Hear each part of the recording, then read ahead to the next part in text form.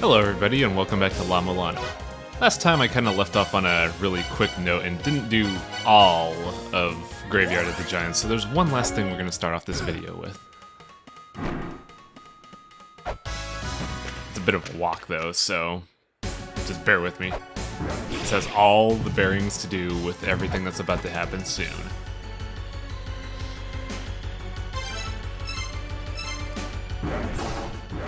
It also doesn't help that I get exploded, but you guys see that segment, right? With the Holy Grail tablet that we can't seem to get to from last time? Well, there's actually a way to get to it, and I forgot to mention it. This is probably the dirtiest trick in the game, and stonewalls most new players, but there's a hidden wall. Well, not a hidden wall, a fake wall. Though we should be examining that because there's no, there's no vindicative eye that's gonna damage us if we don't.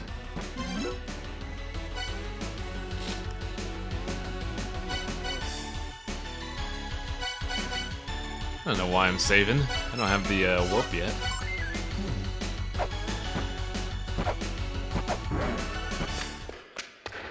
But yeah, we got this neat little thing. If anybody likes Metroid, Super Metroid, sorry, they'll love that. But now we go to the real reason for this video. Temple of Moonlight Actual. I stopped by here before to get the axe, but it seems like we're at a dead end now. But not really. Because if you do that, not only will if you hit that wall you get shocked, but there's a teleporter at the end of that wall. Also, the door's open. Yay! You can now explore all of the Temple of Moonlight without getting, screwed around. Well, you can almost explore all of it. Because there's still a lot of bad things in this place. Trying to get rid of these damn bugs. They're almost as bad as bats. Oh fuck! Stupid ass trap. Now it's time to take a bath already. Fuck this place. Now let's show you the better route to take to get to Temple of Moonlight. You don't have to go through Graveyard of the Giants, but going through there opens up a really necessary puzzle for a later mid-boss. Remember that door from before? Yeah, that door. Back here. There's a lot of stuff in Graveyard of the Giants that just gets clues from other parts of the game, like this one.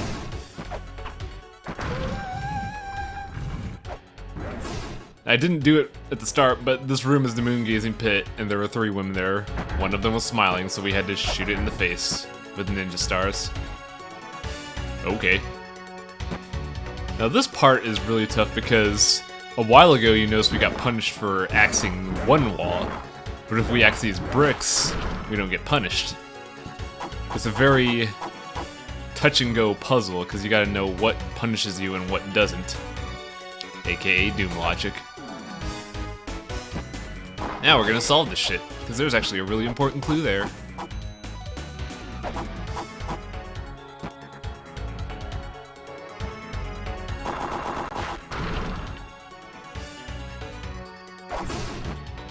The problem with this puzzle is that the bricks are broken at really obtuse angles. You'll see what I mean in a minute. And I get bored as shit waiting for this elevator.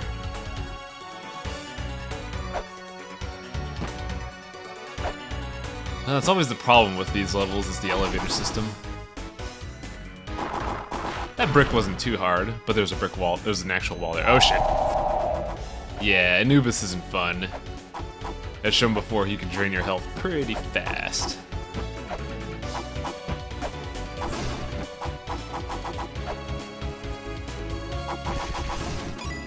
Now, I get this fairy, but then I realize how much of a problem this becomes. Oh yeah, that tablet, I recorded it on the fly, so we missed it. You'll see. Oh crap, that's not good. Get out. What a dick trap. Anyways, yeah, we still have a fairy, and you're gonna quickly see why this fairy becomes a pain. I'm not a huge fan of the, sub-weapon fairy.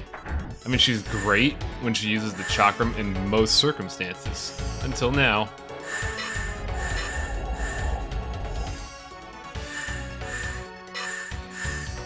Anubises aren't a big threat unless they get you by surprise. If you get like ambush one, they're not hot shit. They just get hit.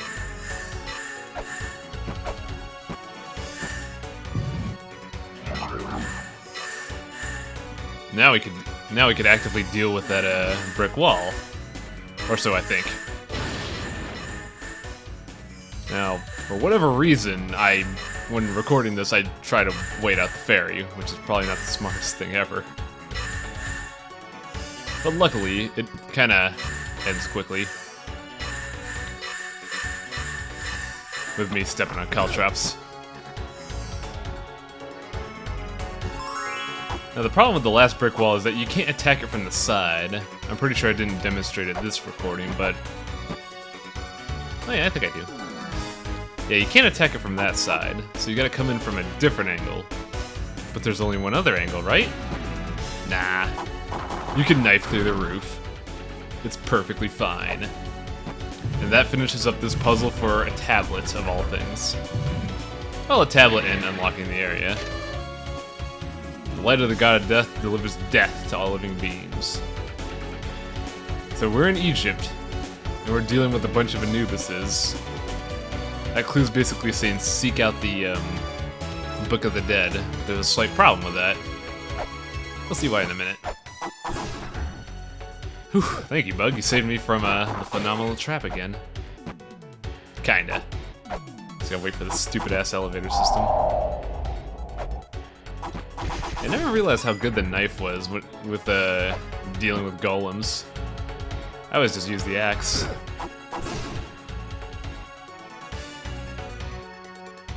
So now we have an area that we haven't been to yet. There's a lot of blind jumps in this level, which is irritating at times, because when you're first playing this, you don't know which area is a blind jump or not, so you can oftentimes just kinda fall to your death. Head is the underworld palace where the god who governs death resides.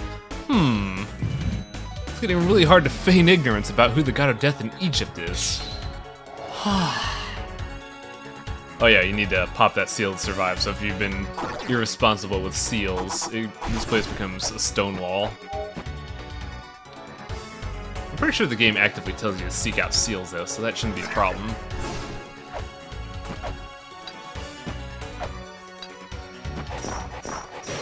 Now this is an interesting thing because there's a hidden wall there, but there's very little way to tell. The only way I can see justifying the logic behind this is that weird platform on top of the wall. Basically what you're supposed to do is break out a sub-weapon and just break it. And then lose your chakram to bats. Fuck. That was my last one too. Ah, more Eden puzzles. Speaking of Eden puzzles, soon it will all come together. And you will be beyond shocked. Much like all of the puzzles in this game, if something looks off, you should do it. Now while that pyramid just appeared, we're not quite done with that yet. Gotta get up here. Now this is all really tough because we may have the claw grab, but we don't have the double jump, so bats ruin your life. After about 4 more attempts, I realized you can't exactly attack the brick from that side. Which makes perfect sense from a logic standpoint, but not from a gaming logic standpoint. Oh well. So yeah, I mentioned before the pyramid.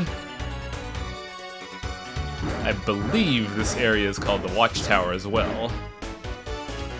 Basically what we're trying to do is hit that brick that looks really off, but we did it from the wrong side.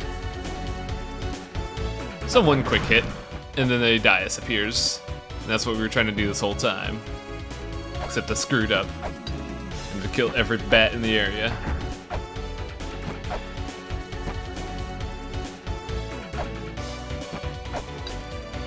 It's always hard to do this without the double jump, and I keep complaining about the double jump because double jump is fantastic. Oh hey, puzzle solved. Yep, the watchtower. I knew it.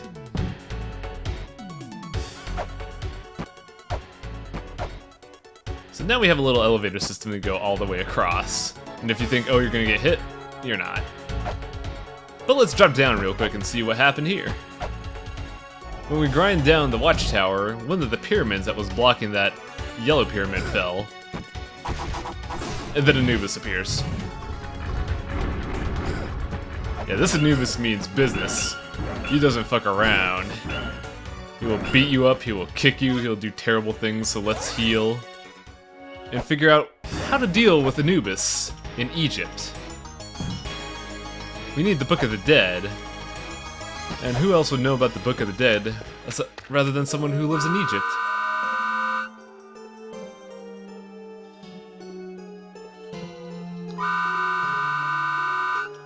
Aww. Oh, she actually holds the Book of the Dead. Thanks, Mulbrook. That's another puzzle that stonewalls people. They think, how the hell am I supposed to deal with Anubis, but they don't find they don't remember any of the clues that are necessary. Now, I believe there is literally another tablet that says, seek the aid of a young girl to deal with the god of death. But I don't know where that tablet is. I must have forgotten to screen cap it or something because it was not in my records. So we'll just fall to our death.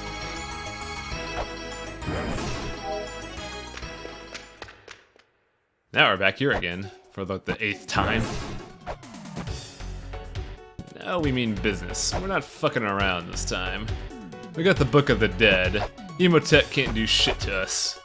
Not even Anubis could do shit to us. Look at that. The Book of the Dead, we're so best. That Anubis, however, is well, the common Anubis, or the common households are easy. This Anubis still fucks around. He's not immortal anymore, but his only weak point is his head, and he can still punch you. Yeah, Anubis doesn't fuck around, so you gotta worry about that. It's also really hard because his body shifts around, so you can never tell if you're gonna get a clean hit or not. If you ever get cornered though, just take the hit and get him to backflip so he'll back off. Now the last attack he has is basically a ball form of the regular Anubis beam. But the Book of the Dead won't protect you from that, so we're gonna say just dodge that and kill him. Good job, team. And from that, we get the Serpent Staff. Ah, an email. Yeah, this is explaining that the handy scanner is not the only active weapon we have. Well, not a weapon, item. Also, Zelpid is apparently a connoisseur of artifacts. If you see something interesting that you don't know what it does, take it to him.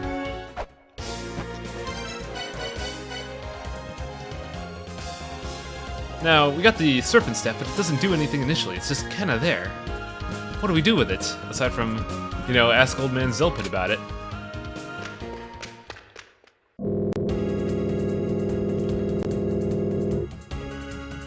Yep. There have been a lot of clues that basically say you need the Serpent Staff to deal with Argus. And there's just so many to list that I'm not even gonna bother, so let's just go take a bath and deal with Argus. I don't think I showed him off in the initial video, but Argus lies just to the left of the burst seal above this hot spring. And I'll explain the details of the fight initially. Actually, you can see Argus in the tutorial vid that Nagora releases for this game.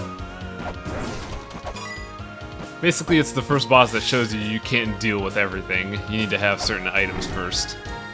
So we're gonna get certain items. Well, we got certain items. Whoops. Now this is another one of the various clues that say you need the Serpent Staff.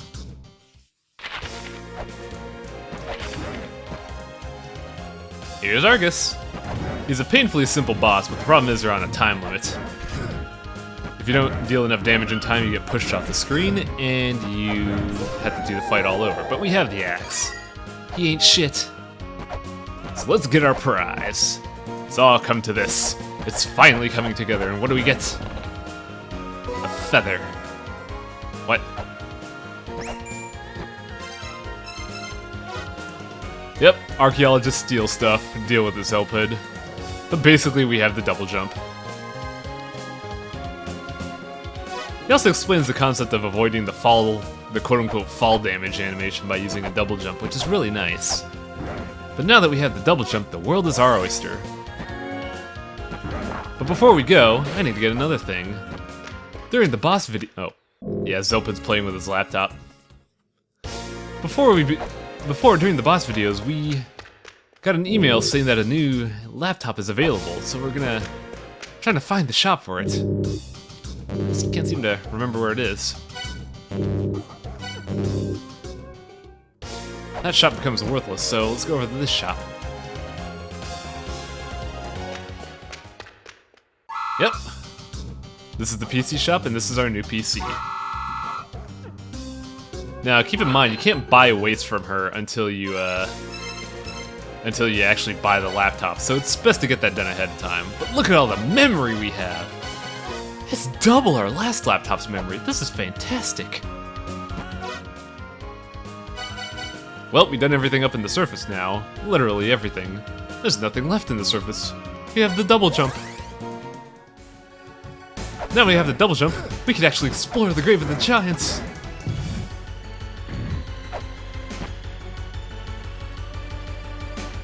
But it doesn't make the place any less threatening. It just means we can jump in the bombs easier.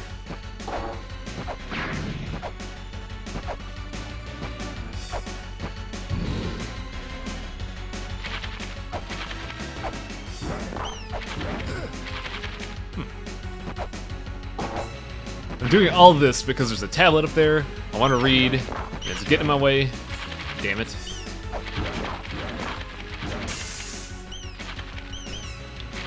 But this is probably going to be the trickiest jumps ever, just because not only do the bats do that, that roof is in your way. It's just generally annoying. Also, I tried to scan it, but I didn't have the handy scanner available, so the bats become a constant thorn in my side. A constant thorn in my side. Just kinda... there we go. Another Eden puzzle item. Notice how all the Eden puzzles say they take place in a place bathed in moonlight.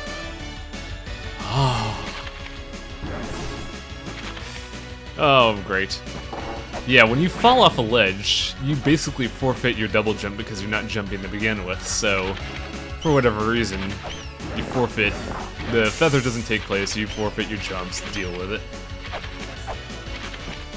And yet, believe it or not, walking off an edge actually becomes favorable in some puzzles. So it's this really weird balance.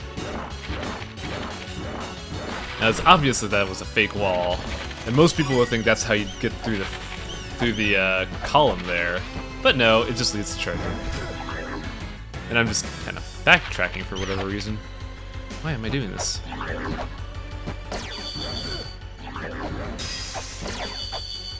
I know what's up with the audio.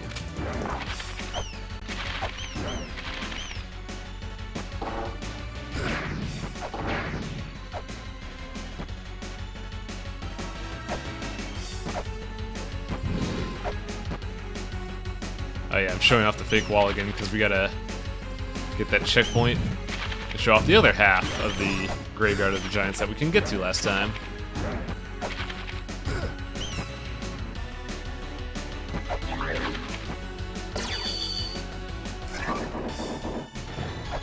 And we got a new area here that we haven't looked at yet, but can't really do anything here. Oh well. Yeah, that column with the Holy Grail, it doesn't really lead much of anywhere. Whoops. But there is a couple things we can finally do now that we have the double jump. Aside from getting shot at by wizards.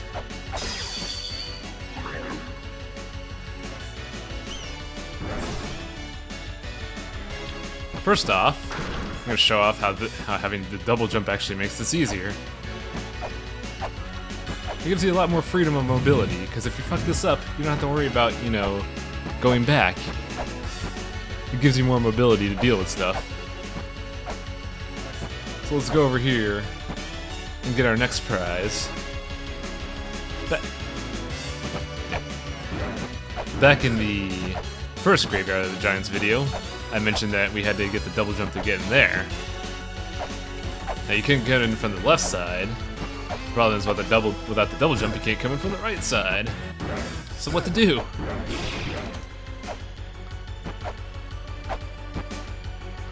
Get the double jump, namely. But now that we did that, we don't have to worry about lightning, but the spikes are what you gotta worry about. And we get Future Development Company. For whatever reason, this is called Mirai rather than Future Development Company. Not sure why it's called that. We could have called it the FDC, but oh, I guess it's not. Now I'm trying to cycle through my programs to see if I have any combinations on him, but I don't, which is unfortunate. So with our paltry 31 HP, let's get our last product. I can do it, don't worry.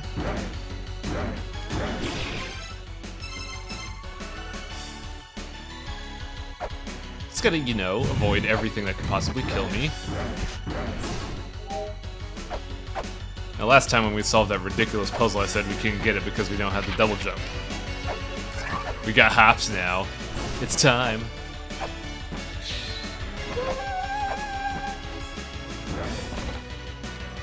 And we get the Gauntlet. And this is a really great item. It increases your attack speed when equipped, which means the axe is totally fucking viable now. Look at that go! The chain whip is faster too, which is ridiculous. And the dagger is just fucking blinding speed. I'm more fond of the axe though. We'll stick with our guns. Alright, let's get out of here.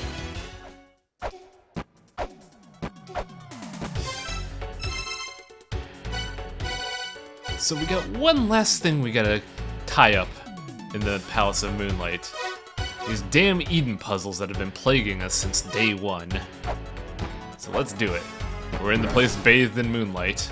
Let's go. Now I hope you've been taking notes, as I have. Because if you haven't been taking notes, this puzzle becomes one of the most infuriating things ever.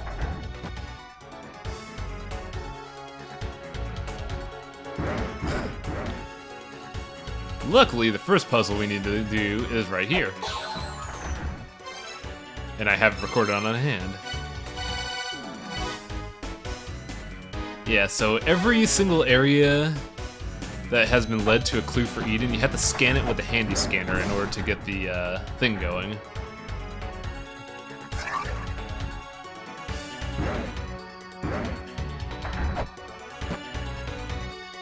And for each one we scan, there's a thing right there that gives the dice.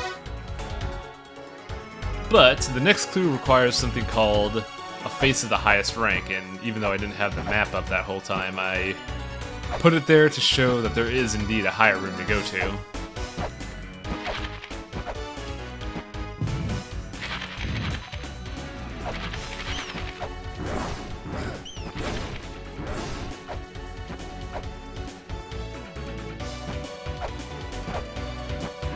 This clue we found in Spring in the Sky says search a face of the highest rank.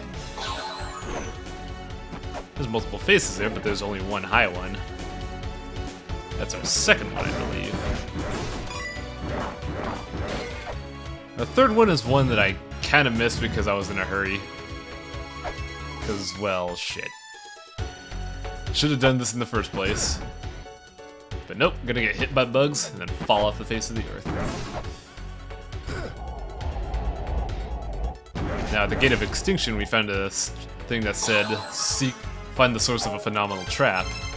And as we saw at the beginning of the game, that was a phenomenal trap if you don't have the Book of the Dead, because you have Anubis on you, then you have that trap bearing down upon you, and it's just terrible unless you have the Holy Grail. Now we've done 3 Eden clues, so we have 1 left. This next clue is a bit ridiculous. And I'm sitting here trying to see if the side-scrolling elevator resets, but it doesn't. So I get bored and just chop the air. Sam has a weird fascination with elevators. It just bores me to tears. There we go. So, Does it look a little odd to you here? It's a little out of place. Well, I hope your eyes are good. Because there's something changing. In Gate of Extinction, there was a clue that said, "Seek the dancing man's feet." And there's literally glyphs there that say MJ. I thought this clue was really weird because I did not notice MJ at the first time I saw this, and I was just losing it when I saw that clue. But yeah, Michael Jackson is our final clue. The Moonwalker. Oh man. Kind of weird that they have pop humor in an ancient something or other ruin. It's obviously not Egyptian because it's anti-Egyptian. But yeah, that's our fourth clue. There's this one last caveat with the Eden clues. You'll see what in a minute. From a tile earlier, they mentioned that we have to open the chest in a specific order, starting with the one closest to you.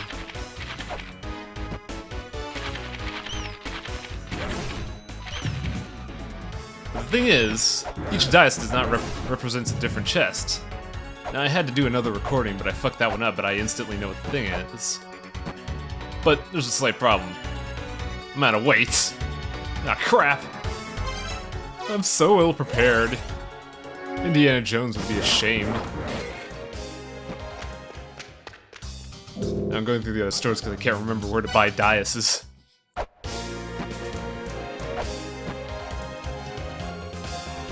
It's a good thing we bought that laptop too, because if I didn't, I'd be really confused. Now if you remember our Nagora video game video, that PC shopkeeper is kinda crazy. So let's go back to that final puzzle. We're so close to solving the mysteries of Eden. I can taste it. And it tastes delicious. Kinda fruity though.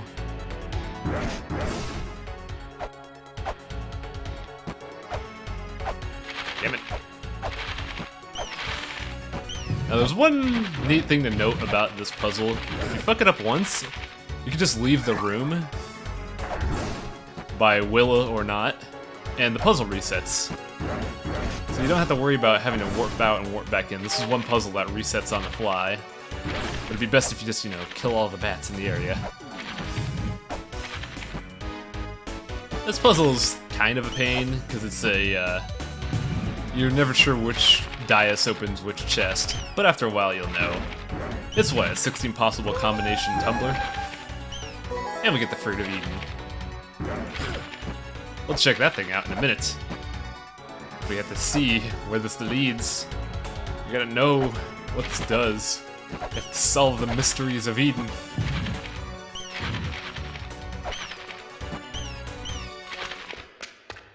Well, here we are.